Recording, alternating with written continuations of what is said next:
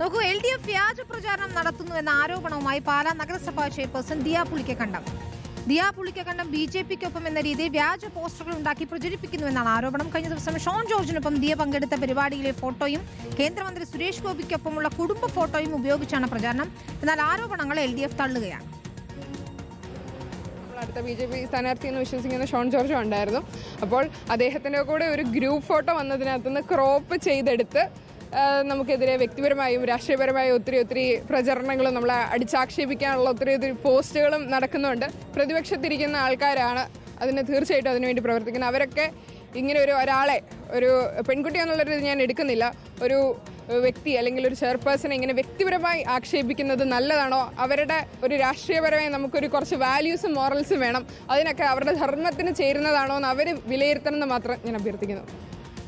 ഞങ്ങളോട് വ്യക്തിപരമായിട്ട് ചോദിച്ചാൽ ഞങ്ങൾ ജോസ് കെ മാണിയുടെ പാർട്ടിയിൽ കേരള കോൺഗ്രസ് പാർട്ടിയുടെ കൂടെ തന്നെ ഞങ്ങൾ നിൽക്കുന്നു.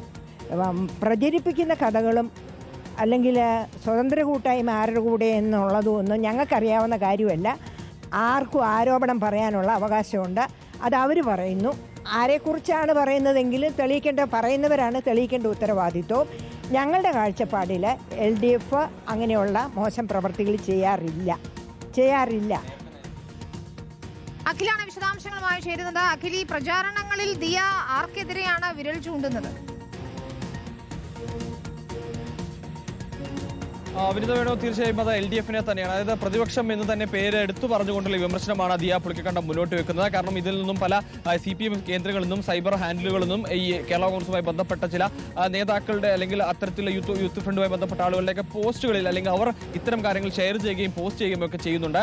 അതുകൊണ്ട് തന്നെയാണ് അത് LDF പടച്ചു വിട്ടതാണ് എന്ന തരത്തിലേക്ക് പോകുന്ന പല ട്രോൾ പേജുകളിലൂടെയും ഒക്കെ ദിയ പുളിക്കക്കണ്ടം BJPയിലേക്ക് പോയി, അല്ലെങ്കിൽ ദിയ പുളിക്കക്കണ്ടം BJPക്കൊപ്പം അല്ല LDFനൊപ്പമാണ് എന്ന് പറയുന്നതിൽ ഈ BJPക്കൊപ്പം എന്ന് പറയുന്ന ഭാഗം മാത്രം ക്രോപ്പ് ചെയ്തുകൊണ്ട് അടക്കം പ്രചരിപ്പിക്കുന്നു എന്നൊരു ആരോപണമാണ് എന്തായാലും ഇവർ മുന്നോട്ട് വെക്കുന്നത്. നമുക്കറിയാം, ഏറെ രാഷ്ട്രീയമായിട്ടുള്ള പൊളിറ്റിക്കലിയുള്ള വാദപ്രതിവാദങ്ങൾക്കും ആരോപണങ്ങളും പ്രത്യാരോപണങ്ങളും ഒക്കെ കണ്ടുകൊണ്ടതാണ്. അപ്പോൾ അത്തരത്തിലൊരു പുതിയ ആരോപണം കൂടി വരുന്നു എന്നുള്ളതാണ്. എന്തായാലും ഈ ഘട്ടത്തിൽ ഞങ്ങൾ LDFനൊപ്പം തന്നെ ഞങ്ങൾ UDFനൊപ്പം ഉറച്ചു നിൽക്കുന്നു, മാനസിക കാപ്പിന് വേണ്ടി പ്രവർത്തിക്കും, BJPക്കൊപ്പം പോകുന്നു എന്ന് പറയുന്നതൊക്കെ തന്നെ അസത്യങ്ങളാണ്. ആ കാര്യങ്ങളൊക്കെ തന്നെ പൂർണ്ണമായും തള്ളിക്കൊണ്ടാണ് എന്തായാലും ദിയ രംഗത്തെത്തുന്നത്.